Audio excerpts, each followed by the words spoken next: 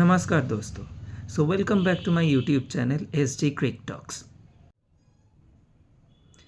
तो आज हम बात करेंगे कल जो फर्स्ट ओडीआई हुआ इंडिया और साउथ अफ्रीका के बीच में रांची में, उसके फॉल आउट के बारे में। अलॉन्ग विद दैट आज हम बात करेंगे सेकेंड ओडीआई का प्रेडिक्शन और players to watch out for in the second ODI. तो दोस्तों चलिए शुरू करते हैं। पहले आते हैं फर्स्ट ओडीआई के हाइलाइट्स में, मतलब फर्स्ट ओडीआई में हुआ क्या था। परफॉर्मेंसेस के बेसिस में नंबर 1 पे आते हैं विराट कोहली, जिन्होंने एक शानदार शतक जड़ा, 52nd ओडीआई सेंचुरी, मतलब एक फॉर्मेट में सबसे ज़्यादा शतक लगाने वाले पहले खिलाड़ी बन गए। चाहे आप इंडिविजुअल फॉर्मेट की बात कर ले तो एक फॉर्मेट में सबसे ज़्यादा शतक बनाने वाले खिलाड़ी बन चुके हैं विराट कोहली।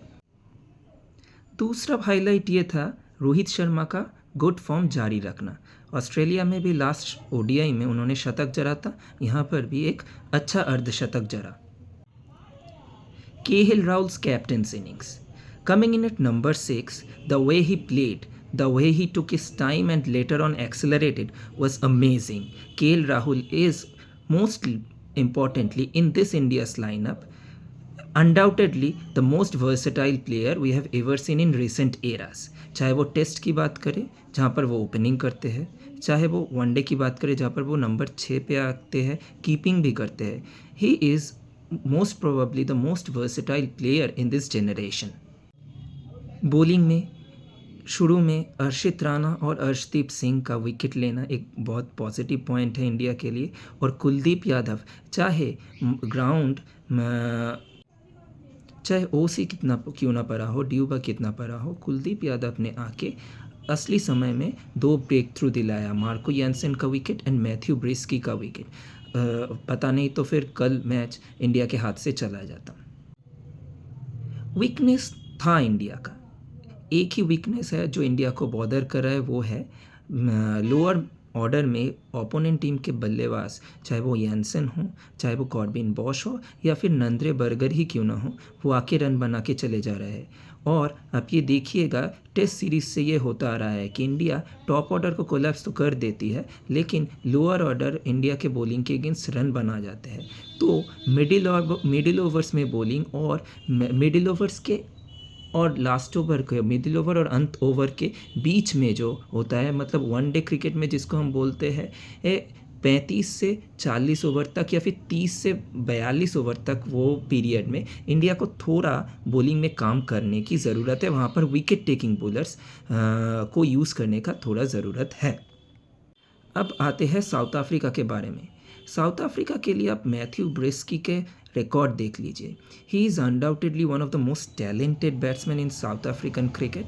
आई don't know why he was not featured in the test cricket, but he is one of the most amazing performers. और मार्को यानसेन के तो क्या ही कहने, वो जो अपना फॉर्म बरकरार रख रहे हैं। कॉर्बिन बॉश ने आके बहुत अच्छी कंट्रीब्यूशन दिया है इस मैच में है, पर उन लोगों को जो देखना है कि उन लोगों का टॉप ऑर्डर को थोड़ा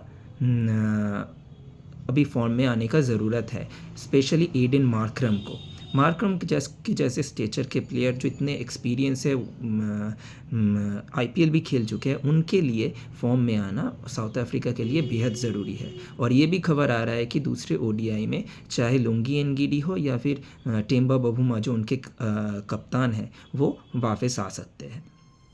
अब चलिए बात करते हैं सेकेंड ओडीआई के प्रेडिक्शन में। प्रेडिक्शन मतलब मैं रिज़ल्ट का प्रेडिक्शन तो नहीं करूँगा, पर मैं ये ज़रूर बोलना चाहूँगा कि अगर बबूमा और लुंगी एनगिडी आते हैं तो साउथ अफ्रीका और भी सख्त और स्ट्रॉन्ग टीम बन जाएगी और बहुत ही मज़ेदार मुकाबला होने वाला है। और इंडिया की तरफ से जो players to watch out for second ODI मेरी प्रेडिक्शन के हिसाब से और मेरी एनालिसिस के हिसाब से होंगे, वो है यशस्वी जायसवाल।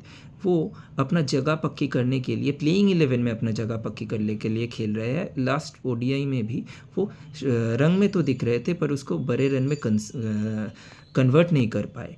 तो इस ओडीआई में वो ये मौका छोड़ने वाले तो नहीं है, जो कि रायपुर में हो रहा है, जो कि एक बैटिंग फ्रेंडली विकेट ही माना जाता है। और दूसरे प्लेयर होंगे रोहित शर्मा। रोहित शर्मा के बल्ले से भी एक इंडिया में सेंचुरी की हम लोगों को आशा या फिर उम्मीद रहेगी। और नंबर 3 में मैं जिसका बात करने जा रहा हूँ, अर्शदीप सिंह।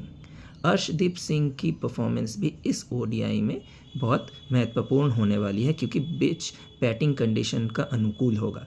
तो इसके लिए दूसरे बॉलर्स के तहत अर्शदीप सिंह को अपने पुराने फॉर्म में आना होगा। भले ही वो पिछले मैच में 2 विकेटें लिए हैं, पर वो थोड़े से ऑफ फॉर्म दिखे। हर्षित राणा बाजी मार गए, ज़्यादा छाप छोड़ गए। उम्मीद करते हैं कि हर्षित राणा भी अपना गुड फॉर्म कंटिन्यू करेंगे और अर्शदीप सिंह भी अपने वापस फॉर्म में आ जाएंगे। तो सेकेंड ओडीआई के लिए मेरा प्रेडिक्शन ये होगा कि बहुत ही मज़ेदार मुकाबला होगा। जैसे फर्स्ट ओडीआई भी था, क्लोज़ मुकाबला गया। हालांकि मुझे पता है कि इंडिया को बहुत पहले साउथ अफ्रीका को रैप अप कर देना चाहिए था, क्योंकि 11-3 से लेकर 332 तक जो लड़ा साउथ अफ्रीका ने, उससे यही पता चलता है उनका नेवर गिव अप मेंटालिटी। सो मुझे ये लगता है कि दूसरा ओडीआई बहुत ही घमासान होने वाला है और एक हाई स्कोरिंग गेम भी होने वाला है। तो देखते हैं सेकेंड ओडीआई में क्या होता है। Till then, I am signing of.